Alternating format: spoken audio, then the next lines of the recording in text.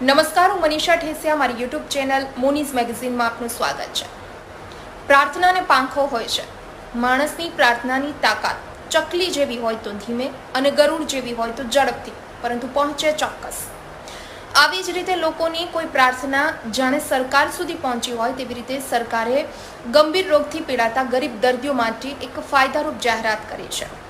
જો કે સરકાર સમયાંતરે આવા અમુક નિર્ણયો, યોજનાઓ અને જાહેરાત લોકો માટે કરતી હોય છે, પરંતુ તેનો લાભ લોકોને કેટલો મળે છે? ખરેખર આ યોજનાનો લાભ લોકોને મળે છે કે પછી બારોબાર વ્યવહાર થઈ જતો હોય છે, પછી એ મદદ કોઈ પણ બહાને હોય? તો આજના આ વિડીયોમાં આપણે આ જ અંગે ચર્ચા કરવાના છીએ કે સરકાર તરફથી ગંભીર રોગથી પીડાતા ગરીબ દર્દીઓ માટે કઈ મહત્વપૂર્ણ અને ફાયદારૂપ જાહેરાત કરવામાં આવી છે. કયા રોગથી પીડાતા દર્દીઓને મફતમાં દવાઓ મળશે અને કેવા દર્દીઓને થશે ફાયદો? તો રાજ્ય સરકાર દ્વારા દર વર્ષે દવાઓની ખરીદી માટે એસેન્શિયલ ડ્રગ લિસ્ટને રિવાઇઝ કરવામાં આવે છે. આ વખતે આ લિસ્ટમાં સરકારે નવી 665 દવાનો ઉમેરો કર્યો છે. જે પહેલા 717 હતી તે હવે વધારી 1382 કરી છે. નવી ઉમેરવામાં આવેલી આ દવાથી cancer, anti cancer, anti infection, diabetes, BP, હૃદયરોગ કે પછી કિડનીથી પીડાતા દર્દીઓને ગુણવત્તાયુક્ત દવા અને સારવાર મળી રહેશે.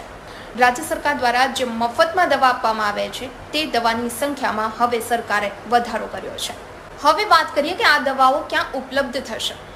તો આ દવા સરકારના તમામ સરકારી આરોગ્ય કેન્દ્ર પર ઉપલબ્ધ થશે. કે આરોગ્ય મંત્રી ઋષિકેશ પટેલે જણાવ્યું છે કે એસેન્શિયલ ડ્રગ લિસ્ટ 2024-25માં સરકારે ગરીબ દર્દીઓ માટે 665 નવી દવાનો ઉમેરો કર્યો છે. જે પહેલા 717 હતી તે વધારી હવે 1382 કરવામાં આવી છે.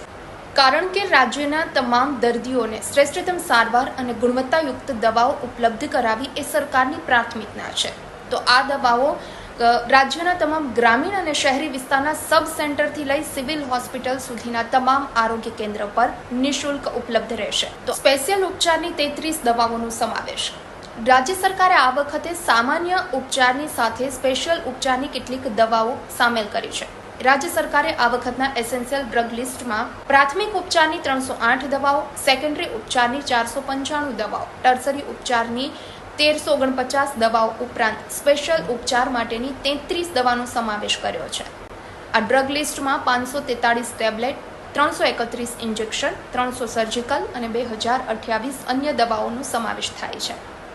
તો રાજ્ય સરકારે ગરીબ દર્દીઓ માટે લીધેલા આ નિર્ણયને આપણે વધાવીએ, પરંતુ એક વરવી વાસ્તવિકતા એ પણ છે કે સરકાર દ્વારા લોકોને મફતમાં અને સારી સારવાર મળી રહે તે માટે અનેક પ્રકારની યોજનાઓ, જેનરિક દવા કે પછી આ રીતે મફત દવાઓ આપી મદદ કરવામાં આવે છે. પરંતુ લોકો ઘણી વખત આવા સેન્ટરો સુધી નથી પહોંચતા અને જેના કારણે તેને મળતી મદદનો યોગ્ય ઉપયોગ નથી થઈ શકતો. તો આ કેસમાં એવું પણ બની શકે કે લોકો એ વાતથી અજાણ હોય કે આવા સરકારી આરોગ્ય સેન્ટરો પર આવા રોગની મફતમાં એટલે કે નિઃશુલ્ક દવાઓ મળી રહે છે. તો સરકારે લોકોને મદદ કરવા માટે આવી યોજનાઓ, દવાઓની સાથે સાથે લોકોમાં આ અંગે જાગૃતિ આવે કે આવા આરોગ્ય સેન્ટરો પર આવા ગંભીર રોગની દવાઓ પણ સરકાર તરફથી નિઃશુલ્ક આપવામાં આવે છે તે અંગેની જાગૃતિ લાવવાના ખાસ પ્રયાસો કરવા જોઈએ. તો સિક્કાની બીજી બાજુ એક એ પણ છે કે સરકાર દ્વારા આવી સહાયની જાહેરાત કરી દેવામાં આવે છે, પછી સરકાર તરફથી કરવામાં આવતી આ કામગીરીની સમીક્ષા ન થવાના કારણે લોકો સુધી આવી સહાય કે મદદ નથી પહોંચતી. દવાનો કેટલો જથ્થો કયા સેન્ટર પર મોકલવાનો છે, કયા સેન્ટર પર કેવી કામગીરી થઈ રહી છે, અથવા આરોગ્ય સેન્ટર પર દવાનો કેટલો જથ્થો છે કે નહીં તે પણ તપાસ કરવાની જવાબદારી સરકારની હોય છે. ઘણી વખત એવું પણ બને કે કોઈ ગરીબ વ્યક્તિ આરોગ્ય કેન્દ્ર પર કોઈ રોગની દવા લેવા માટે જાય અને ત્યાં પૂરતા પ્રમાણમાં દવાનો જથ્થો ઉપલબ્ધ ન હોવાના કારણે તેને નિરાશા મળે. કારણ કે સરકારી હોસ્પિટલો અને આરોગ્ય કેન્દ્રમાં જે સારવાર મળે છે અને ત્યાંની જે સ્થિતિ છે તેનાથી આપણે સૌ કોઈ વાકેફ છીએ. યોગ્ય અને સમયસર સારવાર નહીં મળે તો આવા ભયના કારણે પણ ક્યાંક લોકો સરકારી હોસ્પિટલ અને આવા પ્રાથમિક આરોગ્ય કેન્દ્રમાં જવાથી ક્યાંક ડરતા હોય છે અને જેના કારણે ન પોસાય છતાં પણ લોકો પ્રાઇવેટ હોસ્પિટલમાં સારવાર કરાવવા માટે મજબૂર બને છે. અને ત્યારે શું લાગે છે કે સરકારે ખરેખર આવી જાહેરાતની સાથે લોકોને મદદ મળી રહે અને મફતમાં સારવાર કે પછી દવા મળી રહે તે માટે હજુ શું કરવું જોઈએ? મને કમેન્ટ કરીને જણાવશો. વિડીયો પસંદ આવ્યો હોય તો લાઇક એન્ડ શેર કરવાનું ભૂલશો નહીં અને ખાસ ચેનલને સબસ્ક્રાઇબ કરશો જેથી નેક્સ્ટ વિડીયોમાં જલ્દી મળીએ.